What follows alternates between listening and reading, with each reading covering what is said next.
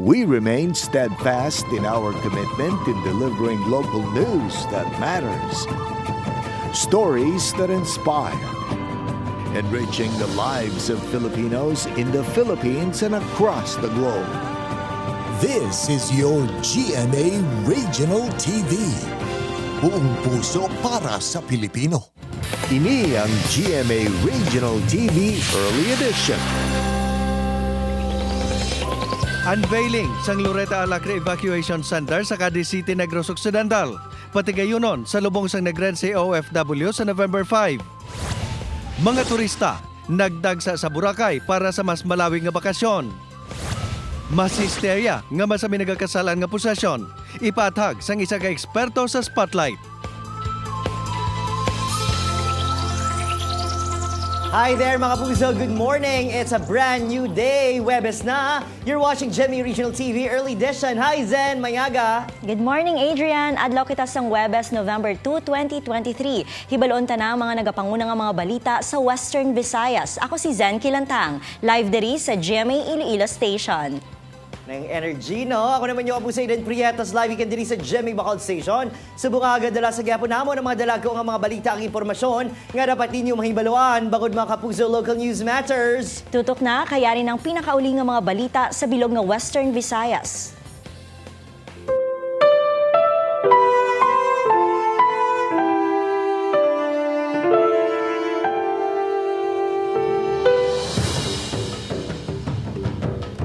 Mga puso, nangin malino ang pagbisita sa mga pumuluyo sa ilatag sa Kaminatay sa Iloilo Province kahapon November 1. Ini nga rin assessment sa Iloilo Police Provincial Office sa nagkalain-lain ng mga LGU sa probinsya sa Iloilo. Naobserbahan man nga mas nangin matawhay ang mga patso kung ikumpara sa nagliligad ng mga tinuig. Samtang sa Iloilo City naman, wala man sang gin-report nga mga dalagko nga insidente kadungan sa pagduaw sang pumuluyo sa mga patio. Apang pila ka mga bagay nga ginadumilian sa patio ang ginkumpiskar sang kapulisan. Kalabanan sa mga ini ang matalong nga bagay pareho sang kutsilyo. Subong nga adlaw November 2, dumdum naman ang All Souls Day. Mga turista, padayon ng pagdagsa sa Boracay. Ang pinakauling nga update sa isla, hibaloon ta upod kay John Sala live. John?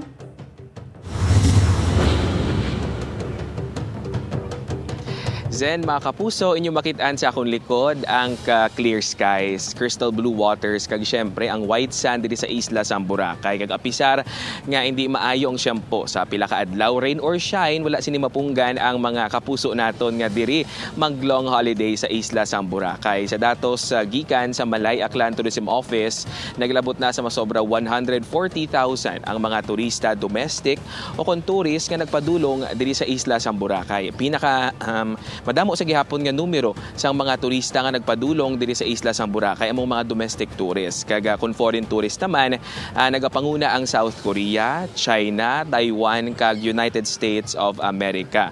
Kaga kung ang sitwasyon diri sa beachfront sang isla sa Boracay medyo crowded kag madamo sang mga activities, kaga may mga pakulo man kag gimmick ang mga bars kag establishmento. Ang sitwasyon naman sa mga patio diri sa isla sa Boracay ang literal nga matawhay bangod pila lang ang nagbisita sa ilang mga nagtaliwan nga himata bangod man gani siguro sa malain nga tiyempo. Gani abiso sa Malay local government unit nga kung magpadulong sa mga patio magdalagid sang mga botas o kung anuman nga mga pwede nila magamit nga pangontra sa mabasa nga dalan kay syempre delikado madanlog kag may ara man sila sang gin-deploy nga mga BFP personnels kag emergency responders agud nga magresponde sa tion sang emerhensya. Subong padayon sa gihapon ang pagdagsa sa mga turista diri sa Boracay kag ginalauman nga karon sa hapon buwas kag sa pila pagid nga mga inadlaw mas magadamo pagid ang turista nga maga-enjoy sang ilang long holiday diri sa isla sang Boracay. Zen ang latest diri sa isla sang Boracay, balik sa inyo dira sa studio. Alright, enjoy ka mo dira. Madamong salamat, John Sala.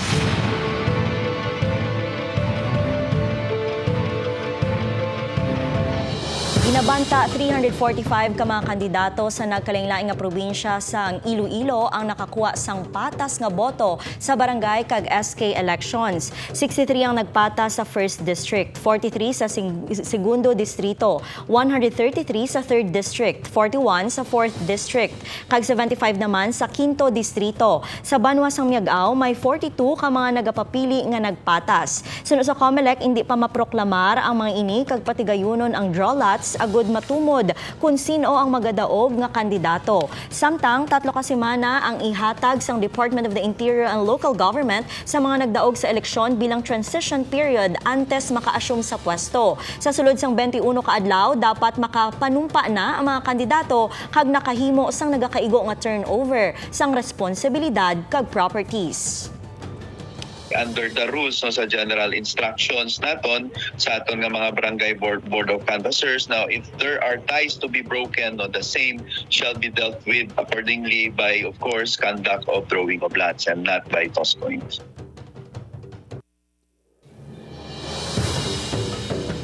Kag sa iban pagin yung mga balita, mga kapuso, unveiling naman sang Loretta Alacre Evacuation Center, pati gayunon, antes ilibong ang nagrense OFW sa Cadiz City sa Negros Occidental sa maabot nga November 5. Seguridad sa lubong sang OFW ginpasiguro sang LGU. Nakatutok Eileen Pedreso.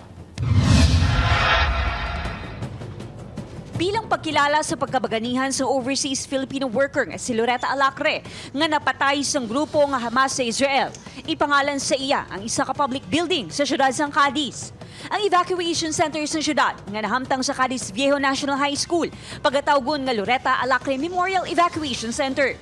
Sunod sa alkalde sa siyudad, isa ka unveiling ceremony ang hiwaton antis ilubong si Loretta sa Kaduaan Public Cemetery alas 2 ang hapon sa Domingo, Nobyembre 5. In-name natin in behalf kasi talag sa nakakatapos ka this might even be the first na isa ka public building in-name natin sa OFW. Samtang nagpasalig naman ang LGU nga manginhugot ang seguridad sa lubong sang OFW, ilabi na nga posible may VIPs nga maabot. The PNP is always on alert for possible VIPs coming in. Pero as of now, wala probably mga OWA officers na gumamit sa atin. Eileen Pedreso para sa GMA Regional TV Early Edition.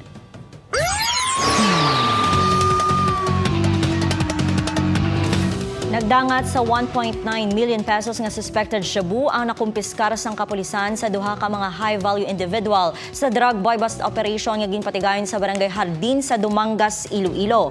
3 ka mga suspect ang subject sang operasyon sang gintingob nga puwersa sang Regional Police Drug Enforcement Unit 6 kag Dumangas Municipal Police Station nga ginalakipan nanday alias Tonton, alias Tata kag alias Errol. Apang sanday Tonton kag Tata lang ang nadakpan. Ang illegal nga droga ang nagabugat sang 280 grams, magluwas diri madamo man nga illegal drug paraphernalia ang na-recover sang kapulisan.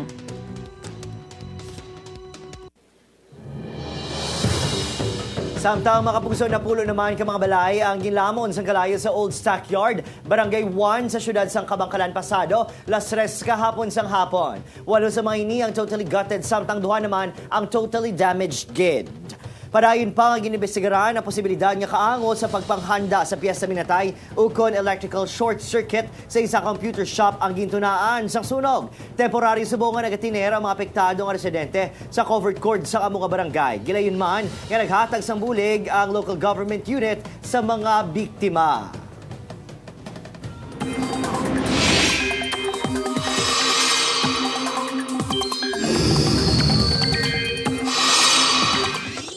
Mga kapuso, natunaw na ang ginabantayan ta nga low pressure area. Suno sa pag-asa, shear line ang magapaulan subong sa pila ka bahin sang Luzon. Ini ang pagsugat-anay sang mabugnaw nga hangin amihan kag sang mainit nga easterlies nagikan sa Pacific Ocean.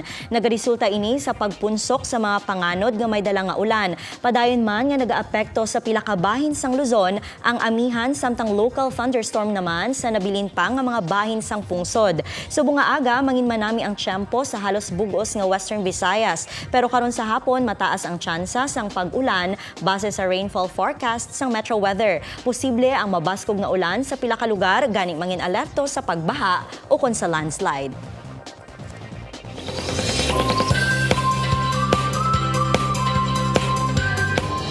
Para naman sa atin ng Globalita, lalaki aresado matapos nagpanglutang sa isa ka ospital sa Japan. Sa Wisconsin, USA naman, mga customer na puhag matapos magsulod ang usa sa isa ka restaurant.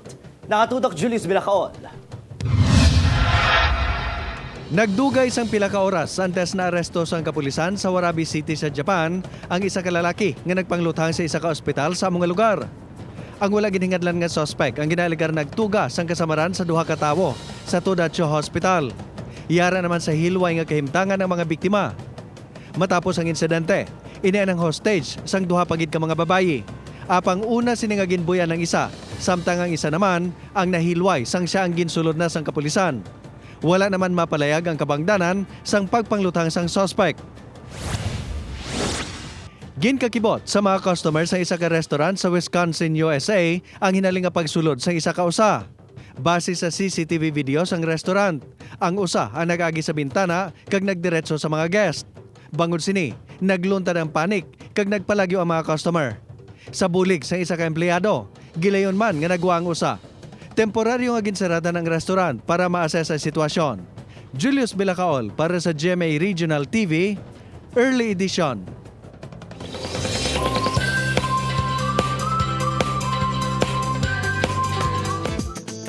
Gin-share ni maging sino ka man stars, Barbie Forteza kag David Licao kung ila beauty secrets sa fans sa isa ka interview. Para kuno kay David, enough sleep and rest lang makabulig na ini para mangin fresh siya all the time. Si Barbie naman, wala gin kalibatan nga magamit sang sunscreen kag syempre, dapat kuno suno kay Barbie, gina-remove gid ang makeup.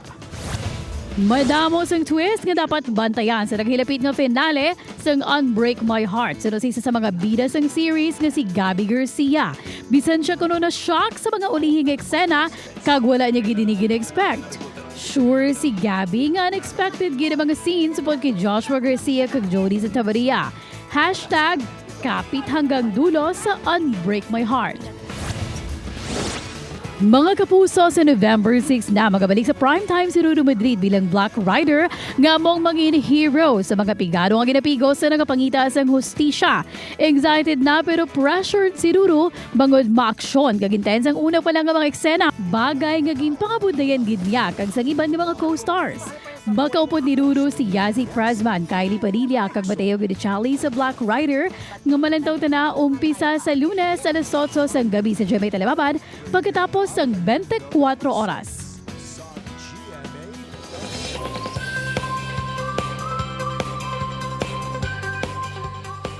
May mga tion nga nagalunta ng mga insidente sang pagbaylo sang panimuot sang isa ka tawo. Mabudlay man na esplikar, sama-sami naman nga ginatudlo nga ini ang tugas ang pagsulod sa iya sang malaing espiritu nga bantog sa tawag nga possession. Apang hindi naman sa tanan nga tion na mo sining nagakatabo kag ini ang hibalunta sa isa ka eksperto diri sa Spotlight. Mga puso, plus saradaha ang diferensya sa ginatawag ba lang nga possession kag mass hysteria. Talakayon taupod ang isa ka eksperto this morning. Sa bunga tutukan nato ang ginatawag ba lang nga mass hysteria kag ang mga nagkalain-lain nga butang nga abala nagaka-confuse ini bilang isa ka pamaagi kuno sang demonyo o kun sang nagkalain-lain nga elemento nga halita ng aton mga kabataan ila binigid ang mga estudyante sa aton mga buluthuan. With us this morning, isa ka eksperto mga kapuso abyan ko ni sa Malawi gation, Dr. Ana Aligada Panganiban, nagika naman sa Technological University of the Philippines Talisay campus at the same time practicing psychologist sa probinsya sa Negros Occidental. Doc Manang Mayaga, welcome to the program. Good morning, Adrian, and thank you again for giving me this opportunity to be with you sa early edition. Good morning sa inyo tanan. Doc Ana, as someone well-versed sa ginatawag lang guidance counseling and at the same time psychology, how do you differentiate naman ang ginatawag bala instances of mass hysteria at the same time genuine paranormal occurrences? Yeah. Ano ina? Oo. Thank you, gid ha, kay kasadya gid nga topic, no? When we talk about mass hysteria, again, I'm coming from a psychological nga perspective. As a psychologist, a guidance counselor, and a mental health professional, amo ni siyang ginatawag nila nga may shared physical or emotional na reaction to a situation. And normally, Dre, it is being instigated by one individual. Inablang suguran sang isa, tapos ang iban do feeling nila, hala parihas kami feelings or parihas kami ginabatsyag. Okay?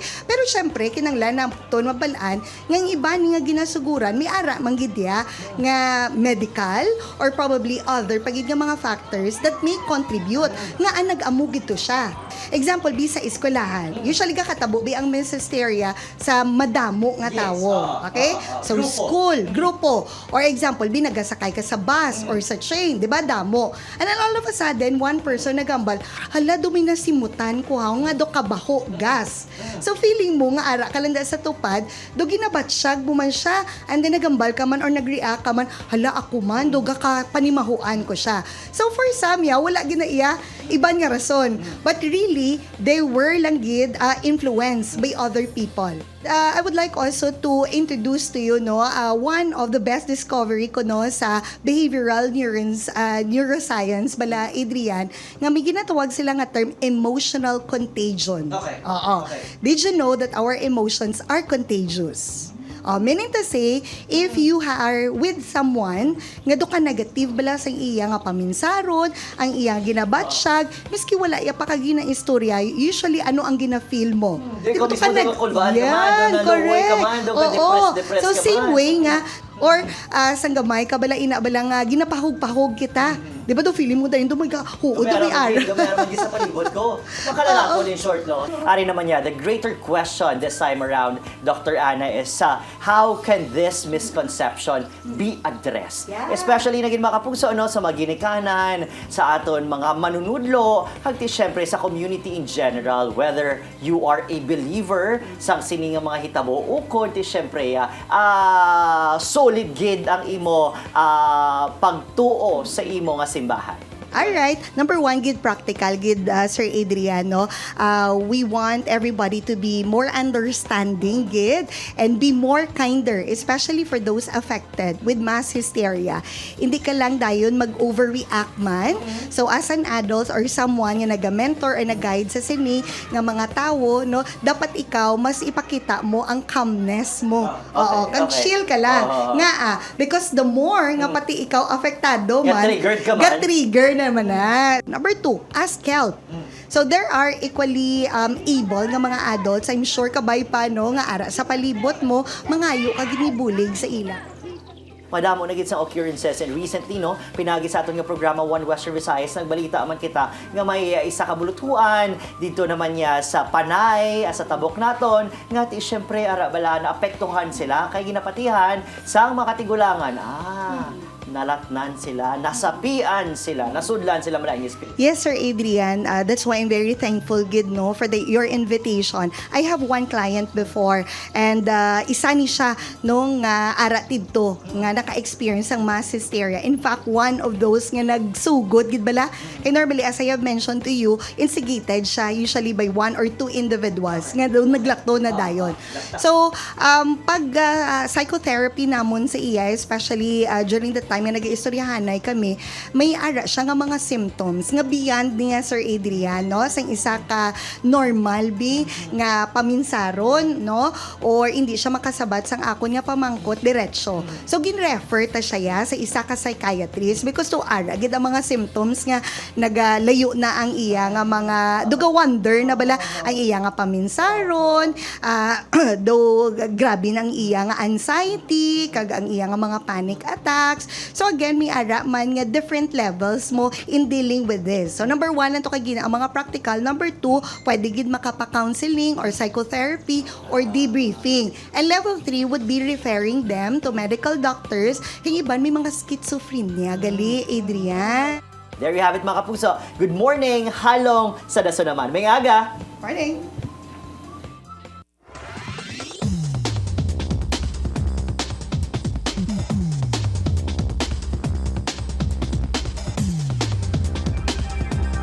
Ini ang GMA Regional TV Early Edition.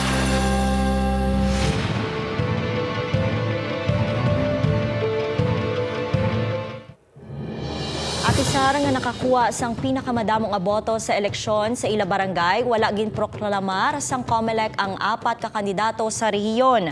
Ini matapos nga ginpapanaugan sila sang suspension order for proclamation. Gina-issue ang order of suspension kung hindi pa maresolba ang kaso sang isa ka kandidato sa adlaw sang eleksyon. Nagpapanaog ang ini nga suspension sa San Dionisio kag Tigbawan sa Iloilo, Ibi Magalona sa Negros Occidental kag sa Dumalag, Capiz. Suno sa COMELEC, magahulat lang ang mga kandidato tugtog mahatagan sang desisyon ang ila kaso.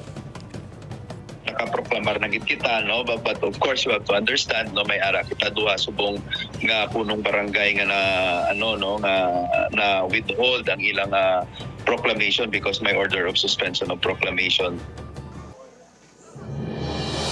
Ginalauman sa mga manunudlo nga nagserbe sa barangay kag SK Elections 2023 nga marilis gilayon sang COMELEC ang honorarium para sa mga miyembro sang Electoral Board. Sunod sa Schools Division of Iloilo, naga-coordinate na sila sa COMELEC agud mahatag na sa mga manunudlo ang ila honorarium.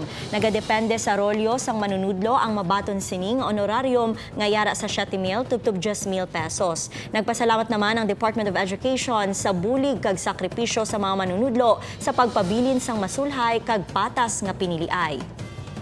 As per COMELEC manti ang mga teachers naton, hopefully within the week or the soonest time possible ma-receive nila ang gain promise nga honorarium sa ila sang aton sini nga Commission on Elections. O ari mga kapuso, pang-horror, epektibo kahapon, November 1, baw. Ginpatuman na ang panibago nga pagsaka sang presyo sang LPG o kung liquefied petroleum gas. Para sa bulan sang Nobyembre, ini nagsaka sang 45 sentimos. Butsilingon, sa kada 11 kilogram nga tangke may kabugusan nga pagsaka nga 4 pesos kag 95 sentimos. Ang pagsaka ang ginatudlo sa international contract price sang LPG. Abisar gamay lang panibago nga pagsaka, ini ang nagdugang naman sa mga pagsaka nga ginpatuman sa nagligad nga mga binulan. Samtang mga kapuso nagahingyo sa karon ang tagpamuno sa Bacolod Traffic Authority Office sa Conbitaw nga si Major Junji Liba nga mangin patas kung tani ang investigasyon sa ginapahay korupsyon sa ilahanay sa Bitaw. Hingyo pa sini hindi na tani pag-iulamid pa mga personnel nga nakaaway ni Councilor Al Victor Espino pati na ang mga nagtindog nga witness batok sa konsehal. Wala pa sang konfirmasyon kung magapabilin si Liba bilang head sa Traffic Enforcement Unit sa Bacolod City Police Office. Apang santo sa Memorandum 0168 nga pirmado ni Bacolod City Mayor Albi Benitez epektibo kahapon November 1 formal na. Yang gina-appoint si Anay Negros Occidental Board Member kag subong Bacolod City Executive Assistant Patrick Lacson bilang officer in charge sa Bitaw. Allegation kapag may ginatawag matanga due process. In what part nga nag-corrupt to? Because precisely sa whole service yun kaya sila diyan, wala kaya amo nang pinakahayik kung part ang corruption.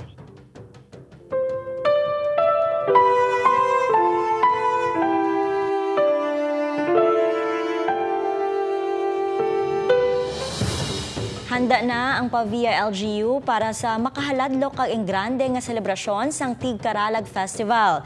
Ini na ang ika-32 nga tuig nga ginahiwat ang selebrasyon sa diin masaksihan ang mga nanari-sari nga aktibidad sa tema sang Tigkalalag. Balantayan ang performances sang tagsa ka grupo suksok ang ila makahaladlok nga costumes. Tinutuyo sini nga maghatag sang kalingawan sa mga residente kag bisita. Balantayan ang Children Costume Parade subong adlaw November 2. Buwas November 3, may artistic competitions, lakip diri ang kalag costume, Tigkaralag costume, art contest, kag fashion challenge. Highlights ang festival, ang dance drama competition, nga hiwaton sa Sabado sa Pavia Public Plaza.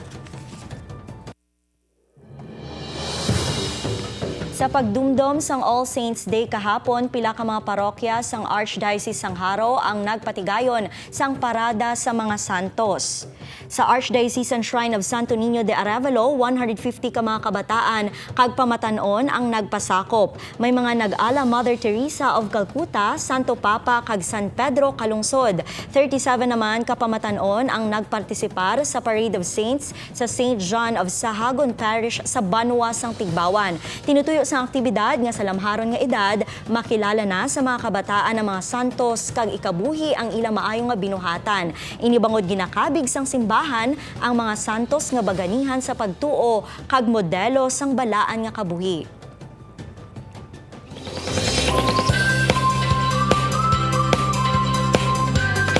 Mga puso, subong Nobyembre, ugdanta ang mga taga San Carlos City sa Negros Occidental sa pagsaulog sa ila maduagaw niya kultura kag tradisyon ang Pinta Flores Festival. Buwas November 3, hiwaton ang Miss San Carlos Coronation Night, ang street dancing sa November 5. Siyempre, Kapuso Stars makiselebrate man sa Kapuso Fiesta Night sa Sabado, November 4. Sigurado nga makakadlawid ka mo kaupod si Bubay. Posa na isa stress, dali na kag makilig, upod si Shira Diaz kag E.A. Guzman. Kita-kita 8 p.m. sa Center Mall Grounds sa Sabado, mga kapuso. I am inviting you. Come and visit San Carlos. Enjoy the Pinta Flores Festival. Vamos, San Carlos.